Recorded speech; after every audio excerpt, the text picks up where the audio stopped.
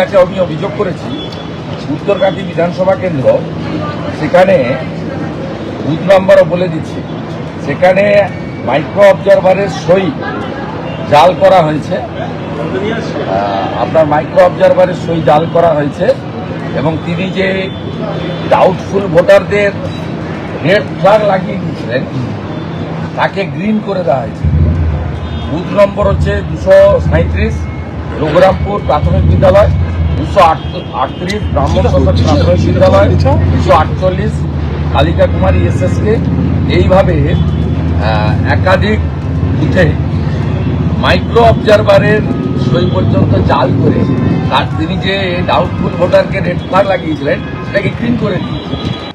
Micro observer তো আসারই কথা নয়। সুপ্রিম কোর্ট তো প্রশ্ন করেছে কেন মাইক্রো অবজারভার থাকবে, এবং দেখবেন মাইক্রো অবজারভাররা উড়ে যাবে এই সোমবার দিনের হিয়ারিং এ। কি বলছেন শুভেন্দু অধিকারী ভয় পেয়ে? আর সব থেকে বড় কথা, মানুষের হেনস্থা হচ্ছে সেই নিয়ে কোনো কথা নেই। মানুষের নাম বাদ দেওয়া হচ্ছে এই লজিক্যাল ডিসক্রিপেন্সি নিয়ে, সেই সব ব্যাপারে কোনো কথা নেই। শুধু এলো মেলো অভিযোগ করছেন। আর তার জন্য কি ঘটনা ঘটেছে আজকে তো আমরা দেখেছি, কতজন জীবিত ভোটারকে মৃত বলে দেখিয়েছে ইলেকশন কমিশন। তার দায়িত্ব কে নেবে? বাদরিয়ার বিডিও অফিসে নির্বাচনী আধিকারিকদের হেনস্থা, আর ইতিমধ্যে সেই ভিডিও ভাইরাল হয়েছে, দেখতে পাচ্ছেন সেই ভিডিও।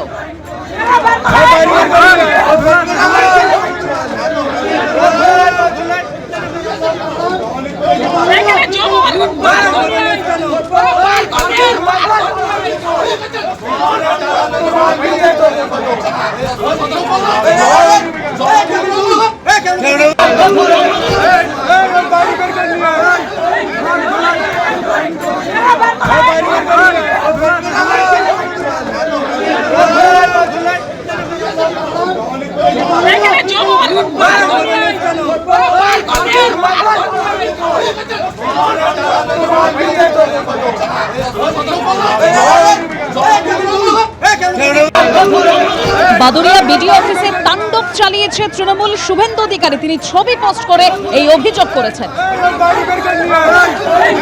আর ইতিমধ্যে এই ঘটনায় উত্তর 24 পরগনার জেলা নির্বাচনী আধিকারিকের কাছে রিপোর্ট তলব করেছে মুখ্য নির্বাচনী আধিকারিকের দপ্তর।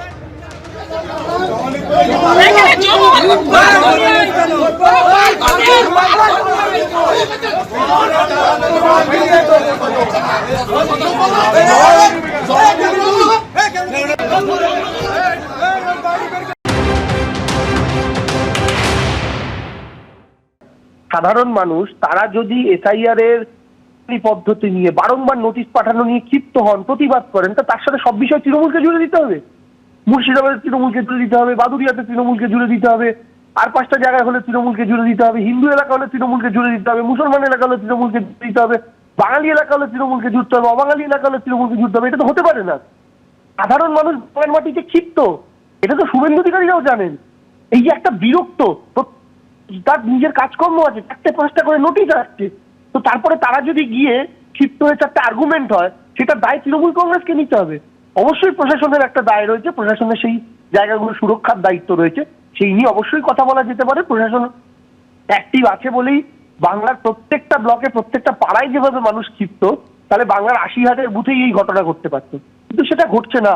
হয়তো 4-5টা ঘটনা এখন অব্দি সামনে এসেছে, সেটা প্রশাসন অ্যাক্টিভ বলেই। যে ভিডিও ভাইরাল হয়েছে আপনারা দেখতে পাচ্ছেন, একেবারে বাদুরিয়া বিডিও অফিসে নির্বাচনী আধিকারিকদের হেনস্থা করা হয়েছে এবং বিজেপির অভিযোগ যে এই ঘটনার পেছনে তৃণমূল রয়েছে। আর এই ঘটনায় ইতিমধ্যে উত্তর 24 পরগনা জেলা নির্বাচনী আধিকারিকের কাছে রিপোর্ট তলব করেছে মুখ্য নির্বাচনী আধিকারিকের দপ্তর। আজকে এসআইআর এর শুনানির শেষ দিন, কিন্তু শুনানির সময় আরো 10 দিন বাড়ানোর আর্জি জানানো হয়েছে নির্বাচন কমিশনের কাছে। আর এই আর্জি জানিয়েছে বেহালা পশ্চিমের নির্বাচনী আধিকারিক, কারণ সেখানে শুনানির জন্য এখনো বাকি রয়েছে 16,282 জন। শুনানির সময় বাড়াতে আরজি মেটিয়াবুরুজ মগরাহাট পশ্চিমের নির্বাচনী আধিকারিকের। শুনানির সময় বাড়াতে আরজি কসবা, ক্যানিং পূর্ব, মহেশতলা, ভাঙড়ের নির্বাচনী আধিকারিকদের। এইসব বিধানসভায় শুনানির কাজ এখনো শেষ হয়নি বলেই সূত্রের খবর। মেটিয়াবুরুজে লজিক্যাল ডিসক্রিপেন্সির তালিকায় 86,754 জন। মেটিয়াবুরুজে এখনো বাকি রয়েছে 24,747 জনের শুনানি। মগরাহাটে লজিক্যাল ডিসক্রিপেন্সির তালিকায় নাম রয়েছে 78,309 জনের। ক্যানিং পূর্বে লজিক্যাল ডিসক্রিপেন্সির তালিকায় 1,39,001 জনের নাম রয়েছে। শুনানি শেষ হলেও ডকুমেন্ট আপলোড করতে সময় লাগবে, এরকমই জানিয়েছেন ইআরও।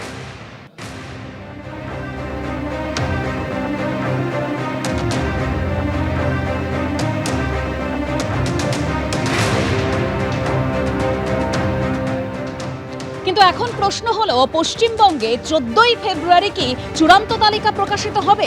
কারণ সংশয় রয়েছে বেশ কিছু মহলে। আমরা খসড়া তালিকায় দেখেছিলাম 58 লক্ষ নাম বাদ গিয়েছিল। সিইও দপ্তর সূত্রে যা খবর যে আরো 5 লক্ষ নাম বাদ যেতে পারে, অর্থাৎ সব মিলিয়ে নাম বাদ যেতে পারে প্রায় 63 লক্ষ। আজ এসআইআর এর শুনানির শেষ দিন।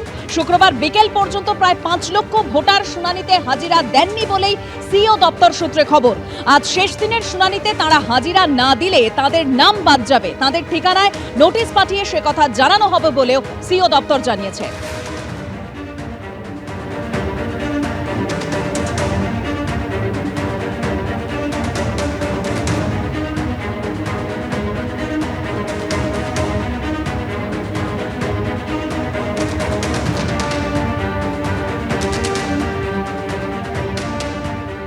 আর আমরা গতকাল একটা খবর সামনে এনেছিলাম, যেখানে সিইও দপ্তর সূত্রে বলা হয়েছিল যে তারা এ রাজ্যে এবার এক দফায় ভোট করতে প্রস্তুত রয়েছে। তবে 2021-এর বিধানসভা ভোট হয়েছিল 8 দফায়, আর যেখানে সর্বোচ্চ 1071 কোম্পানি কেন্দ্রীয় বাহিনী পাঠিয়েছিল নির্বাচন কমিশন, যা এখনো অবধি সর্বাধিক।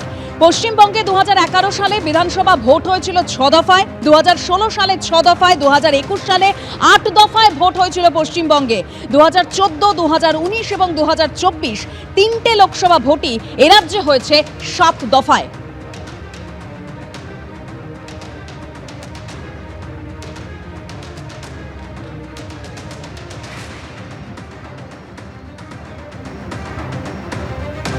আর এবার আপনাদের সামনে রাখবো শুভেন্দু অধিকারী, বিরোধী দলনেতা। তিনি অভিযোগ করছেন যে একাধিক বুথে মাইক্রো অবজারভারদের সই জাল করা হচ্ছে। মাইক্রো অবজারভার ডাউটফুল ভোটারদের নামের পাশে যে লাল দাগ দিয়েছিলেন তাকে সবুজ করে দেওয়া হয়েছে। নির্বাচন কমিশন সংক্রান্ত নির্দেশিকা সরাসরি কার্যকরের দায়ভার রাজনৈতিক ব্যক্তিত্ব পর্যন্ত যায় না। আগামী 3 থেকে 4 দিনে শিপিং কর্পোরেশন অফ ইন্ডিয়ার অফিসে সরানো হবে কমিশনের দপ্তর, বললেন শুভেন্দু অধিকারী। তমলুকে এনআইএ তদন্তে বাধার অভিযোগ নিয়ে সুপ্রিম কোর্টে যাব। বেলডাঙ্গায় যা হয়েছে সেটা হিংসা ছিল, সেটা কোনো রাজনৈতিক লড়াই ছিল না, দাবি শুভেন্দু অধিকারীর। এবিপি আনন্দ, এগিয়ে থাকে, এগিয়ে রাখে।